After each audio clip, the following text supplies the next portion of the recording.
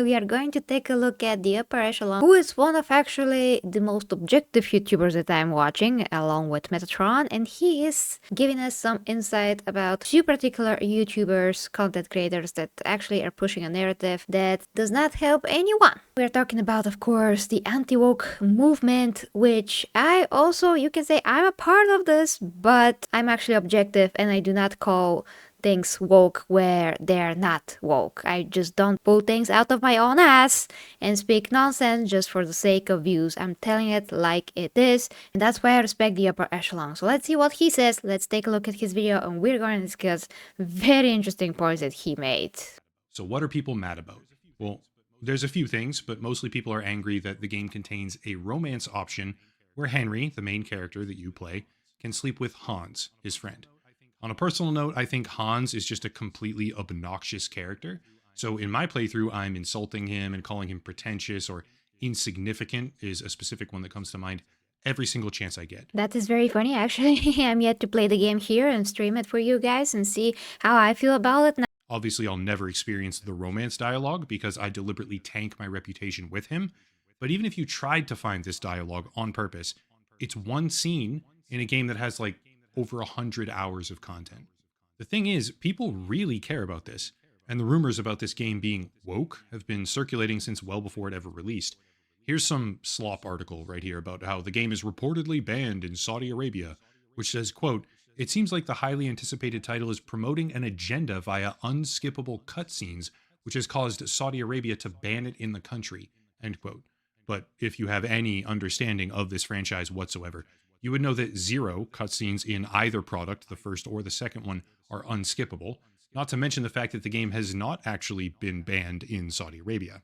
Still, truth be damned, now that the game is finally released, you have people like this guy. Quote, "Gamers, our boycott against Kingdom Come Deliverance 2 is working.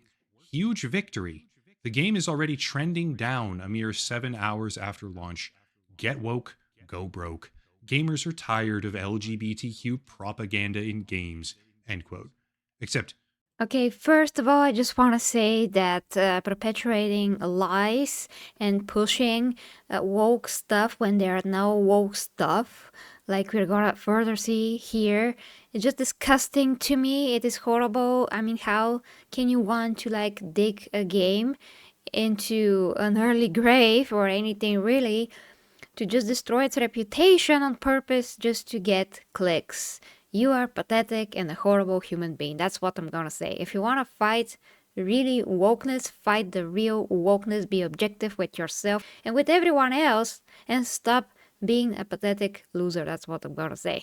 wait a second, because he took the snapshot when people were going to bed, which is a cycle that you can see borne out on every single game on all of Steam. Since that day, the game has reached progressively new concurrent high player counts every single day afterward, so far peaking at almost 250,000 at one time. In the first 24 hours, the game sold over a... And be very, very careful, guys. Like taking such screenshots when people are going to bed just to push the narrative that the game is failing. Okay, I mean, you gotta be very careful here, guys. You gotta be intelligent in this life because there's so many fake news, and even the guys that you're supposed to be counting on to be the most objective and true, they're the ones that actually are trying to make us slip on a banana peel and believe stuff like that. And usually those people that do believe those things are most people, and those people also I call normies.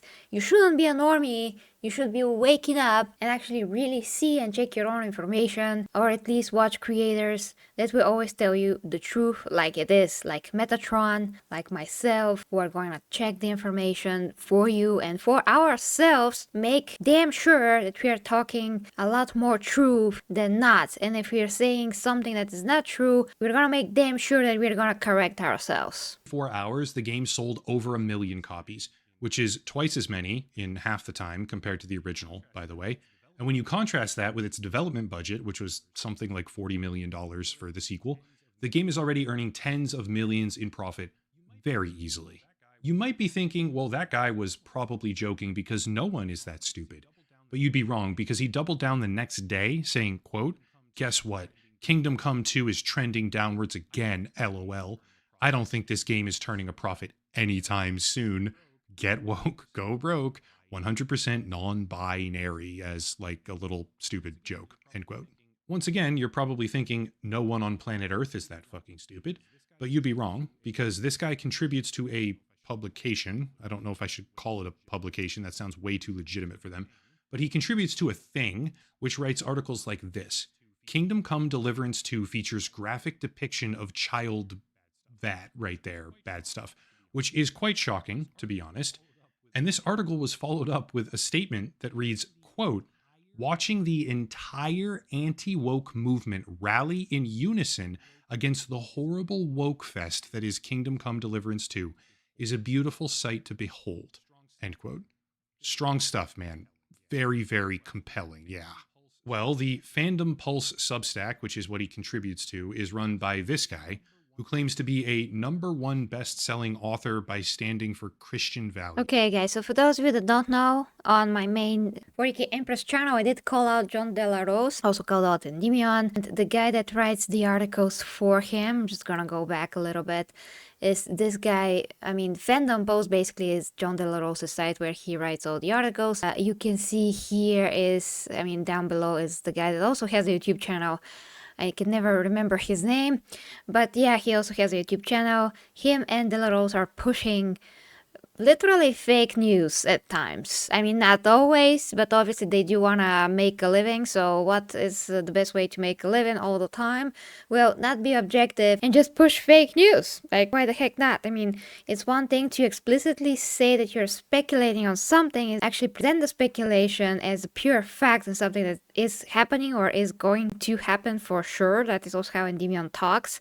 A lot of the times he has made a few videos about Warhammer in the same manner, applying the same manipulative ways of expressing himself. This is something that the upper echelon probably would not dare say. He wouldn't want to go that far, but I would, because this is exactly what they're doing. So I'm just gonna call it out as it is. Sometimes Endymion does present things in a very manipulative, not truthful manner. It's just disingenuous. De La Rose to me is also disingenuous. All they want to do is just to be these very commercial fake personalities on the internet that pretend that they're fighting for good and for the truth, justice, in the not woke way, but in fact they're just trying to make money on the backs of things that are not even woke.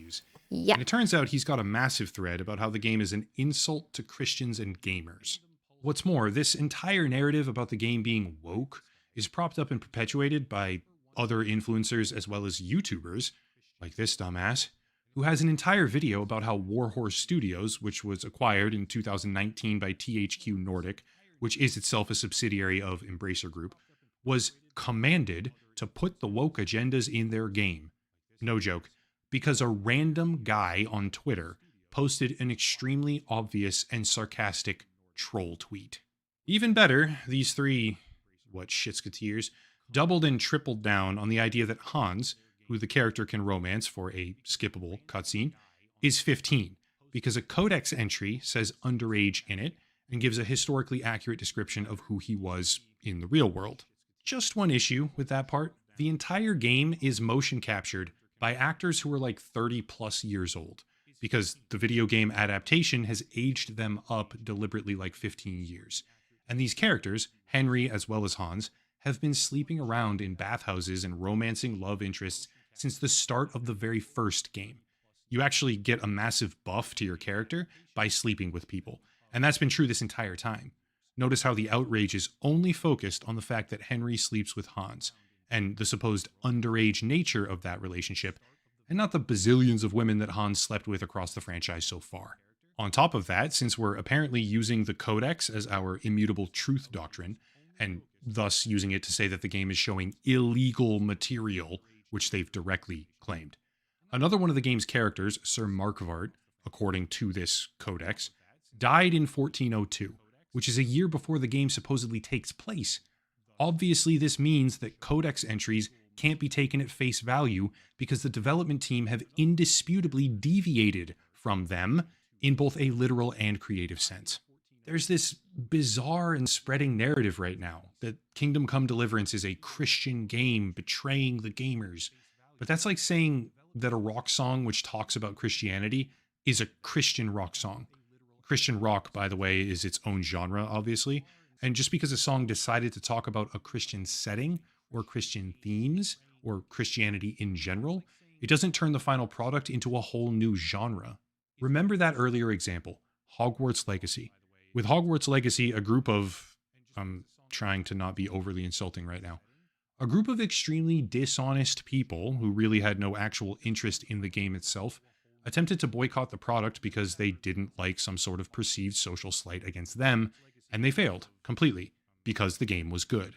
With Kingdom Come Deliverance 2, a group of extremely dishonest people are attempting to boycott the product because they don't like some sort of perceived slight against their worldview, in this case, a gay romance scene, and they're failing. Remember how everyone laughed at the idiots who were angry over Hogwarts Legacy? I mean, like, we all laughed at them, okay? Yeah, that's you. That's the people boycotting Kingdom Come Deliverance. That is you. We're laughing at you, just like we laughed at them. You are idiots like they are idiots, okay? Don't be an idiot. At the end of the day, it's the exact same basic phenomenon, just new flavors. You can decide for yourself whether or not it's better or worse.